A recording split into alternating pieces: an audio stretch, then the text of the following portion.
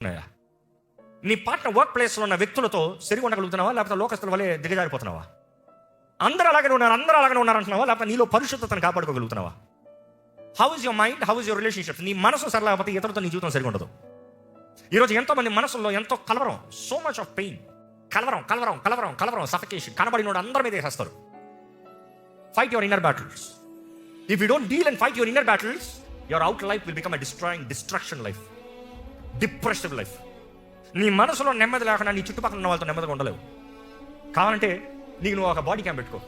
Body cam నీ phone selfie మోడ్లో పెట్టి అక్కడ పెట్టుకో. 5 నిమిషాల తర్వాత నీ బిహేవియర్ చూసుకో. కొంతమంది ఎప్పుడు చూసినా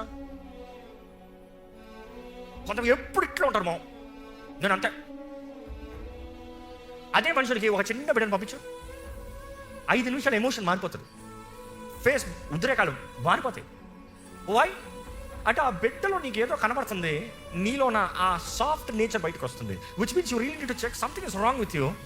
నీ ఎప్పుడు చూసినా అదే ఇంటెన్షన్ ఉన్నావంటే నీ మైండ్ పర్స్పెక్టివే, నీ జీవిత దృష్టి ఇంకొక లైన్లోకి వెళ్ళిపోతుంది. నీకు నువ్వు కొంచెం ప్రత్యేకంగా సమయం తీసుకుని నీ జీవితం గురించి, నీ భవిష్యత్తు గురించి, నీ ప్రస్తుత పరిస్థితుల గురించి, గతంలో జరిగిన కార్యాల గురించి పరీక్షించుకుని దేవుడు చేసిన కార్యము బట్టి దేవుని స్తుతిస్తూ కొంచెం విశ్రాంతి తీసుకుంది. మన థింకింగ్ అన్నింటికి ఒకసారి రీసెట్. అంటే go back to the fundamentals. మనం ఎవరిని, మనం జీవించవలసిన విధానం ఏంటి, మనం చేయవలసింది ఏంటి, మనం చేసేది ఏంటి, సరిగా ఉందా లేదంటే లెట్స్ డూ రీసెట్. మరలా నడవలసిన త్రోవకి దృష్టి కలిగి ఉందాం, రీకాలిబ్రేట్ చేసుకుని లెట్స్ స్టార్ట్ అగైన్. తగినంత వాక్యం చదవట్లేదా, let's get back to the fundamentals. తగినంత ప్రార్థన లేదా, అనవసరమైన భారాల మీదకి వస్తున్నాయా, డిసైడ్ టు కట్ డౌన్. ఎత్తిని కట్ డౌన్ చేయలేవు, decide to cut down, call things off slowly. దాని తర్వాత ఫోకస్ యువర్ సెల్ఫ్. దృష్టితో సంవత్సరం మారినంత మాత్రాన నీ జీవితంలో ఏది ఇట్లా మారిపోదు. కాలము సమయం మారుతుంది కానీ నీ జీవితంలో ఏది ఇలా చిటులో మారిపోదు.